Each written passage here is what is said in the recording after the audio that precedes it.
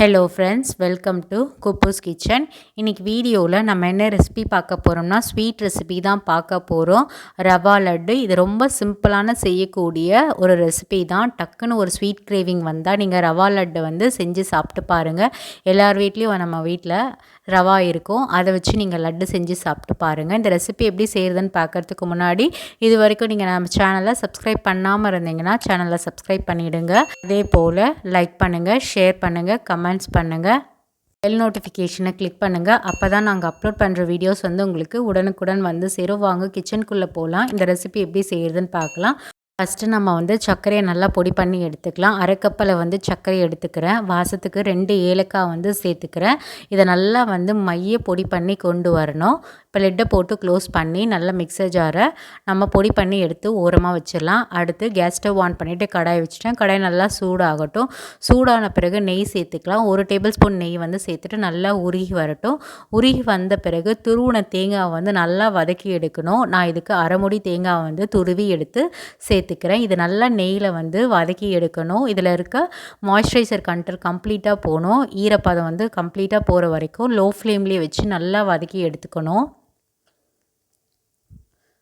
So இந்த மாதிரி நல்லா கைவிடாமல் நல்லா வறுத்து எடுத்துக்கோங்க. தேங்காய் துருவல் பார்த்திங்கன்னா அப்போ தான் நமக்கு கெட்டு போகாமல் இருக்கும். 1 வாரம் வரைக்கும் வச்சு சாப்பிடலாம். இந்த மாதிரி வதக்கி எடுத்தோம்னா இது ஒரு பாத்திரத்தில் மாற்றிடலாம். ரூம் டெம்பரேச்சர்லேயே நல்லா ஆறட்டும். இது ஓரமாக எடுத்து வச்சிடலாம். அடுத்து அதே கடாயில் நான் வந்து 1 டேபிள் ஸ்பூன் அளவு வந்து நெய் சேர்த்துக்கிறேன். நெய் கொஞ்சம் தாராளமாகவே சேர்த்துக்கோங்க. இது நல்லா உருகி வரட்டும். உருகி வந்த பிறகு முந்திரி திராட்சை வந்து வறுத்து எடுத்துக்கலாம். 1 கைப்பிடி அளவு வந்து முந்திரி எடுத்துக்கிறேன். முந்திரி நல்லா பொன்னிறமாக வரைக்கும் நெய்லேயே வதக்கி எடுத்துக்கலாம். ஸோ இப்போ நல்லா பொன்னிறமாகிடுச்சு. இதை எடுத்து ஓரமாக வச்சுட்டு அடுத்து காஞ்ச திராட்சை வந்து கைப்பிடி அளவு வந்து சேர்த்துக்கலாம். இந்த நெய்லே நல்லா முந்திரி திராட்சை நல்லா வறுபட்டு வரட்டும். திராட்சை பார்த்திங்கன்னா நல்லா பலூன் சைஸ் அளவு வந்து உப்பி வந்ததுமே நம்ம ஒரு பாத்திரத்தில் எடுத்து மாற்றி வச்சிடலாம்.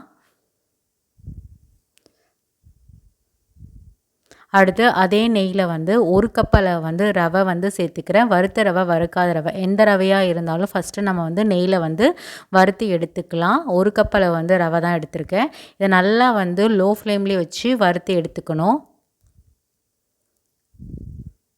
கொஞ்சம் கொஞ்சமாக கலரும் நல்லா சேஞ்ச் ஆகிறது தெரியும். ரவை கலர் பார்த்திங்கன்னா அடுத்து நம்ம வந்து வறுத்து வச்சுருந்த தேங்காய் துருவலை வந்து சேர்த்துக்கலாம். சேர்த்துட்டு நல்லா வந்து வறுத்து விடலாம். இந்த ரெசிபி செய்கிறப்ப த்ரூ அவுட்டாக நீங்கள் வந்து லோ ஃப்ளேம்லேயே வச்சு செய்யுங்க. அப்போ தான் நமக்கு ஈவனாக வறுபட்டு வரும்.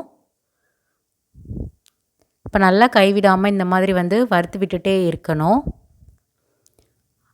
அடுத்து நான் வந்து 1/4 கப் அளவு வந்து பால் காய்ச்சி ஆற வச்சுருந்த பால் வந்து சேர்த்துக்கிறேன். இது கொஞ்சம் கொஞ்சமாக சேர்த்துருங்க, இல்லை மொத்தமாக சேர்த்துறாதீங்க. கொஞ்சம் கொஞ்சமாக இந்த மாதிரி சேர்த்துட்டு நல்லா வந்து மிக்ஸ் பண்ணி விடுங்க. நம்ம ஊற்றின பால் வந்து நல்லா அப்சர்வ் ஆகணும் இந்த ரவையில். ஸோ கொஞ்சம் கொஞ்சமாக ஊற்றுங்க. அடுத்து பொடி பண்ணி வச்சுருந்த சர்க்கரையை வந்து சேர்த்துக்கலாம். சேர்த்துட்டு நல்லா வந்து மிக்ஸ் பண்ணி விடுங்க. ஈவனாக வந்து மிக்ஸ் ஆகி வரணும். ஸோ ரவையில் எல்லா சைட்லேயுமே நம்ம பொடி பண்ணி வச்சுருந்த சர்க்கரையை வந்து நல்லா வந்து மிக்ஸ் பண்ணி விடணும். இப்போ இது வந்து கரெக்டான ஸ்டேஜில் இருக்குது. கேஸ் ஸ்டவ் ஆஃப் பண்ணிடலாம். ஆஃப் பண்ணிட்ட பிறகு முந்திரி திராட்சை வறுத்ததை வந்து சேர்த்துக்கலாம். சேர்த்துட்டு இந்த மாதிரி நல்லா கலந்து விட்டுக்கலாம். கடாயில் கொஞ்சம் சூடு இருக்கும் பார்த்திங்களா, சூட்டோடையே நல்லா வந்து மிக்ஸ் பண்ணி எடுத்துக்கலாம். இப்போ நம்ம வந்து கீழே எடுத்து வச்சுக்கலாம். இப்போ நல்லா கை போட்டு வந்து மிக்ஸ் பண்ணிக்கலாம். இது சூடாக இருக்க சொல்லி நீங்கள் வந்து உருண்டை பிடிச்சி எடுத்திங்கன்னா பர்ஃபெக்டாக வரும். ஆற விட்டுறாதீங்க. ஸோ வந்து வெது வெதுப்பாக இருக்கிறப்பவே இந்த ரவா லட்டை வந்து பிடிச்சிருங்க. கொஞ்சமாக வந்து ரவையை எடுத்து நல்லா உருட்டி எடுத்து ஒரு பாத்திரத்தில் வந்து வச்சுருங்க. இதே போல் மீதமுள்ள ரவை எல்லாமே உருட்டி எடுத்து பாத்திரத்தில் வச்சிடலாம். அவ்வளோதாங்க. ரொம்ப சிம்பிளான வீட்டில் செய்யக்கூடிய ஒரு ஸ்வீட் ரெசிபி தான் ரவா லட்டு. டக்குன்னு ஸ்வீட் கிரேவிங்ஸ் வந்தால் நீங்கள் இந்த லட்டு வந்து செஞ்சு சாப்பிட்டு பாருங்கள். இந்த ரெசிபி பார்த்திங்கன்னா மேக்ஸிமம் நம்ம வந்து ஏர்டைட் கண்டெய்னரில் ஸ்டோர் பண்ணி 1 வீக் வரைக்கும் வச்சு சாப்பிட்லாம். அதுக்கு மேலே வந்து தாங்காது.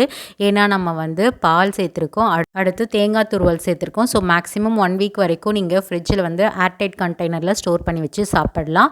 அவ்வளோதாங்க. ரொம்ப சிம்பிளான செய்யக்கூடிய ஒரு ரவா லட்டு ரெசிபி தான் இன்றைக்கி எப்படி செய்கிறதுன்னு வீடியோவில் பார்த்தோம். கண்டிப்பாக வீட்டில் நீங்கள் ஒரு முறை இந்த ரெசிபியை செஞ்சு பார்த்துட்டு எப்படி இருக்குன்றதை எங்களுக்கு மறக்காமல் கமெண்ட்ஸில் தெரியப்படுத்துங்க. உங்களுக்கு இந்த ரெசிபி பிடிச்சிருந்தா மறக்காமல் சேனலை சப்ஸ்கிரைப் பண்ணிவிட்டு சப்போர்ட் பண்ணுங்கள். அதே போல் உங்களோட ஃப்ரெண்ட்ஸ் அண்ட் ஃபேமிலிக்கும் இந்த வீடியோ ஷேர் பண்ணுங்கள். இதே போல் வேறு ஒரு டிஃப்ரெண்ட்டான ரெசிபி வீடியோவில் நம்ம சந்திக்கலாம். பாய்.